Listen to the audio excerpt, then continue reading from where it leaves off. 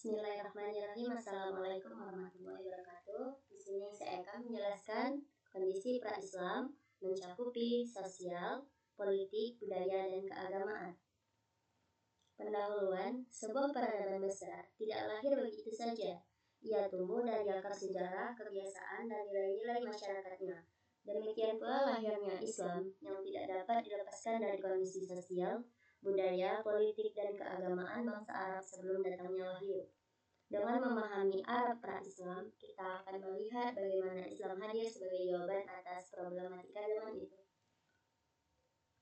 Yang pertama, kita akan membahas kondisi sosial masyarakat Arab pra-Islam sebelum datangnya Islam.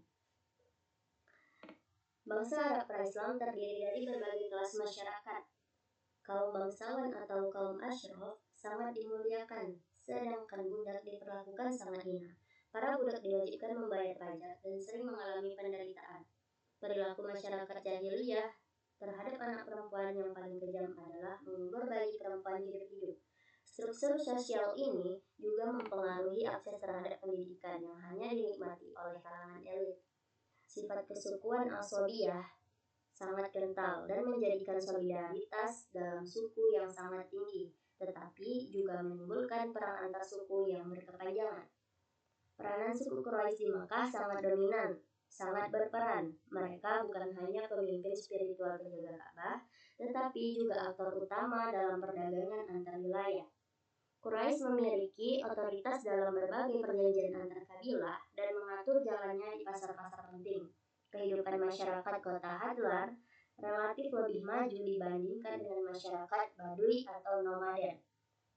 Di kota-kota besar seperti Mekah, Taif, dan Yathrib terjadi interaksi antar budaya dengan para pedagang dari Syam, Yaman, Persia, dan Romawi. Lanjut, kondisi budaya masyarakat Arab sebelum Islam. Budaya masyarakat Arab pra-Islam masih bersifat lisan, yakni mereka lebih senang mendengarkan hikayat dan menghafal syair-syair. Tradisi syair dan sastra Arab berkembang pesat dengan diadakannya sayembara syair di pasar Ukas. Syair menjadi media pendidikan moral, sejarah, dan kebanggaan suku. Pendidikan belum berkembang, meski sudah dikenal lembaga pendidikan sederhana seperti Kutab dan Maktab yang mengajarkan mereka dan menulis. Namun, jumlah orang yang mampu membaca dan menulis sangat sedikit. Pendidikan anak-anak lebih banyak dilakukan di lingkungan keluarga melalui peniruan dan hafalan. Pendidikan agama pun tidak struktur. Di masa awal Islam, masjid kemudian menjadi pusat pendidikan, dan seiring waktu berkembanglah sistem halaqah dan madrasah. Hal ini menunjukkan bahwa fondasi budaya lisan bangsa Arab menjadi modal pentingnya penyebaran Al-Quran yang pada awalnya ditransmisikan secara hafalan. Kondisi ekonomi Arab pra-Islam. Dalam bidang ekonomi, bangsa Arab pra-Islam mengandalkan perdagangan pada pasar-pasar terkenal seperti Ukas, Dzulmajas, dan Madinah, yakni tempat itu menjadi pusat kegiatan ekonomi. Kafilah Quraisy berdagang ke Yaman dan Syam membawa berbagai komoditas seperti rempah, kain, minyak wangi, dan logam mulia. Namun, mereka juga menghalalkan cara-cara seperti mencuri, berjudi, merampok, dan riba. Ketimpangan ekonomi ini menciptakan ketidakadilan sosial yang meluas. Lanjut, kondisi politik Arab pra-Islam. Dalam bidang politik, bangsa Arab belum memiliki pemerintahan terpusat. Hukum berlaku sesuai adat kabilah, tidak ada peradilan resmi, polisi, maupun pajak negara. Kekuasaan bersifat diktator dan otoriter di tangan pemimpin suku. Perang antar suku menjadi fenomena umum akibat lemahnya otoritas pusat. Namun, ada perjanjian-perjanjian yakni Hilf antar kabilah yang dimaksudkan untuk menjaga keamanan jalur perdagangan. Lanjut, kondisi keagamaan Arab pra-Islam. Mayoritas bangsa Arab telah menyimpang dari ajaran tauhid Nabi Ibrahim. Mereka menganut agama Wathani, yakni penyembahan berhala. Setiap kabilah memiliki berhala sendiri yang disebut sanam, waton, atau nusyud. Selain itu, terdapat pula komunitas Yahudi, Nasrani, Majusi, dan kelompok Hanif. Ajaran agama bercampur dengan praktis paganisme. Ritual ibadah haji sebelum Islam pun penuh dengan praktik syirik, meski masih dipertahankan beberapa ajaran Ibrahim.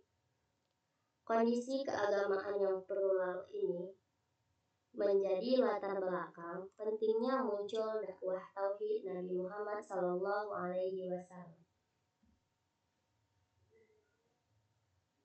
Selanjutnya, perkembangan pendidikan Islam pada masa Rasulullah SAW. Pendidikan Islam pada masa Rasulullah SAW mengalami transformasi besar. Masjid menjadi pusat pendidikan, sistem halaqah digunakan untuk mengajarkan Al-Quran, akhlak, dan dasar-dasar keislaman. Kutab mulai berkembang sebagai lembaga pengajaran membaca dan menulis Al-Quran. Madrasah kemudian muncul sebagai transformasi dari masjid menjadi institusi pendidikan formal pada abad ke-11, seperti Madrasah Nizam Al-Mulk di Nisabur. Selain itu, pendidikan pada masa Rasulullah tidak hanya menekankan aspek kognitif, tetapi juga moral dan spiritual. Proses pendidikan berlangsung dengan keteladanan langsung dari Rasulullah yang dikenal dengan akhlak yang mulia. Para sahabat menjadi kader penyebar ilmu ke berbagai wilayah setelah Islam berkembang. Kegiatan pendidikan ini menandai lahirnya sistem pendidikan Islam yang lebih terorganisir dibandingkan masa pra-Islam. Jadi kesimpulan dari kondisi Arab pra-Islam yang mencakupi kondisi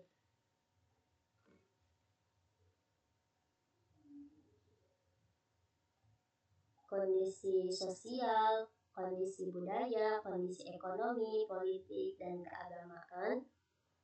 Kondisi bangsa Arab sebelum Islam berada pada masa jahiliyah, yaitu masa kebodohan dan penyimpangannya dari nilai-nilai kemanusiaan dan ajaran tauhid.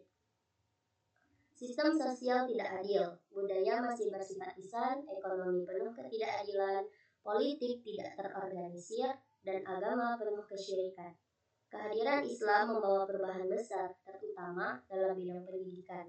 Masjid menjadi pusat pendidikan, kutab mengajarkan baca tulis, dan madrasah menjadi prototipe sistem pendidikan Islam selanjutnya. Makalah ini menunjukkan bahwa latar sejarah pra-Islam merupakan fondasi penting untuk memahami perkembangan peradaban Islam. Dan saran saya diharapkan kepada para pembaca dan peneliti sejarah pendidikan Islam lebih dalam untuk menggali lagi sumber-sumber klasik dan kontemporer untuk mendapatkan gambaran yang lebih utuh mengenai kondisi bangsa pra-Islam dan perkembangannya pendidikan Islam. Baik, mungkin ini aja PowerPoint yang dapat saya sampaikan. Lebih dan kurangnya mohon maaf. Syukran. Wassalamualaikum warahmatullahi wabarakatuh.